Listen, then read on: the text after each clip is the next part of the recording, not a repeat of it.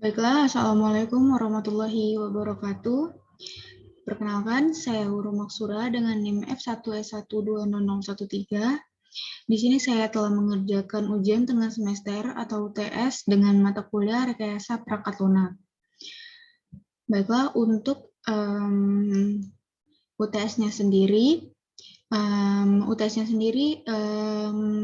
kita diberikan suatu studi kasus di mana studi kasus itu terdapat suatu permasalahan. Nah, permasalahannya yaitu berupa adanya sebuah puskesmas di suatu kawasan ataupun suatu wilayah di mana ingin membuat suatu sistem untuk membantu dalam pengantrian pengunjung ataupun pasien di puskesmas itu sendiri, seperti itu.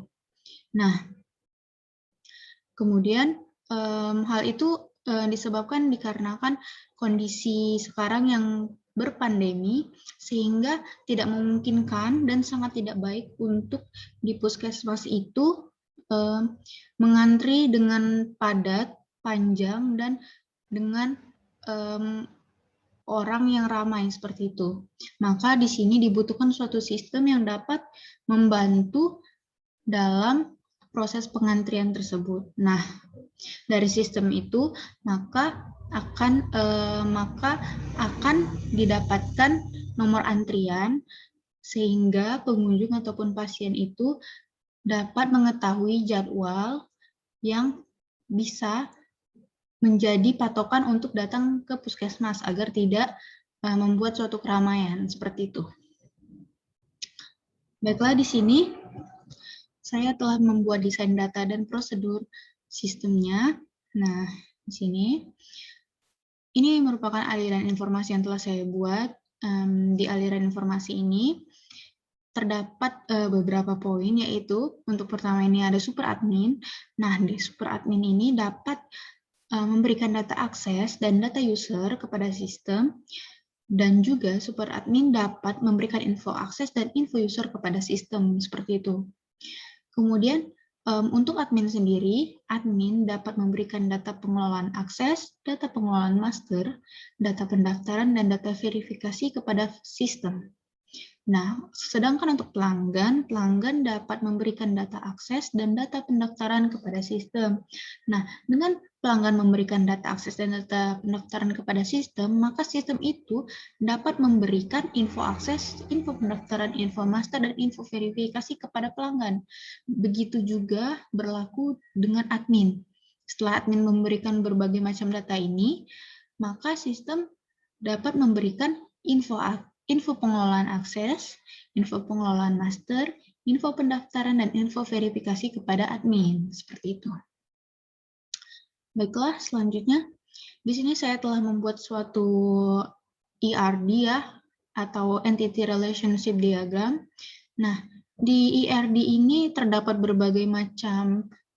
beberapa entitas, yaitu terdapat entitas user, di mana entitas user ini terdiri dari dua atribut, yaitu username dan password, di mana memiliki entitas pengunjung, seperti itu. Nah, di pengunjung ini terdapat tiga atribut ya, yaitu nama, alamat, dan nomor telepon. Nah, dari pengunjung terdapat suatu relasi, yaitu melakukan. Nah, untuk melakukan sendiri terdapat menuju dua entitas, seperti itu. Untuk pengunjung yang belum melakukan pendaftaran, maka dapat melakukan pendaftaran terlebih dahulu ataupun registrasi, di mana terdiri dari atribut email, nama, alamat, nomor telepon, username, dan password, seperti itu. Ini akan nanti dimasukkan datanya ketika ingin melakukan pendaftaran. Kemudian, setelah melakukan pendaftaran ataupun registrasi, maka di sini terdapat suatu relasi lagi, yaitu melakukan. Nah, untuk melakukan sendiri tertuju kepada suatu entitas, yaitu verifikasi. Seperti itu. Nah, untuk verifikasi ini, terdapat suatu atribut, itu kode verifikasi. Nah, ini kurang panahnya ya, satu panahnya ke bawah yaitu memberi. Nah, untuk verifikasi ini memberi kartu antrian. Nah, dia menuju ke entitas kartu antrian, seperti itu. Nah, lain halnya dengan pengunjung yang telah memiliki akun, maka pengunjung yang telah memiliki akun hanya langsung melakukan login, tidak perlu melakukan pendaftaran lagi, seperti itu. Nah, untuk pengunjung yang telah melakukan ataupun yang telah mempunyai akun, maka tinggal melakukan login. Nah, ini relasi melakukan itu tertuju kepada entitas login. Entitas login tersebut terdapat dua atribut, yaitu username dan password. Seperti itu.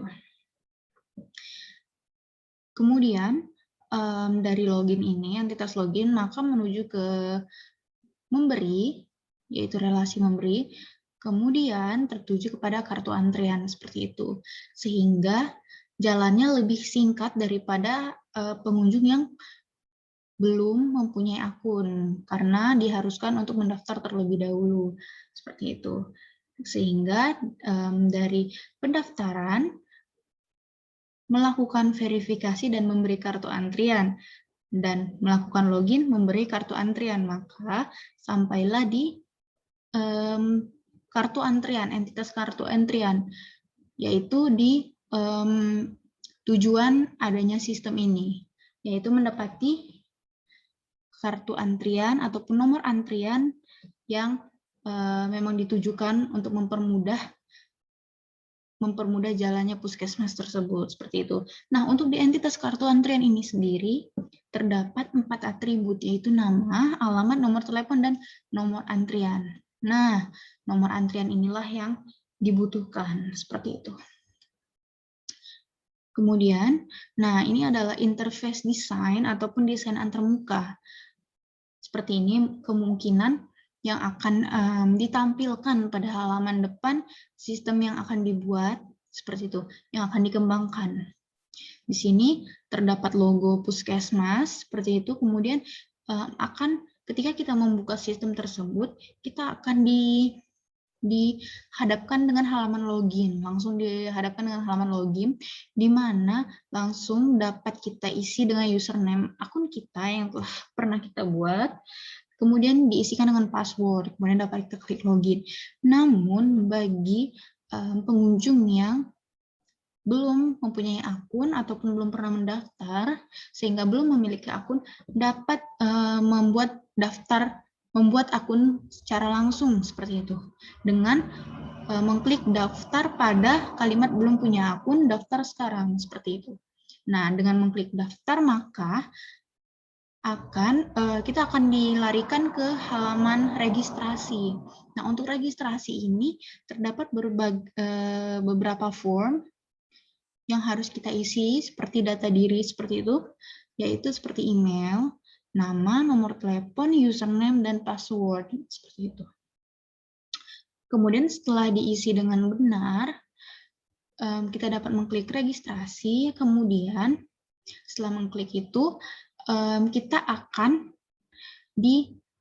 itu otomatis kita akan mendapatkan sebuah akun, kita akan membuat sebuah akun, dan otomatis akan dilarikan ke halaman selanjutnya, yaitu halaman nomor antrian yang memang ingin didapatkan, yaitu nomor antrian dari kartu antrian tersebut.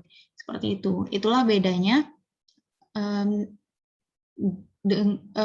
pengunjung yang udah punya akun dan yang belum punya akun. Yaitu ketika pengunjung yang sudah punya akun, dia dapat melakukan login, kemudian langsung didapatilah kartu antrian tersebut.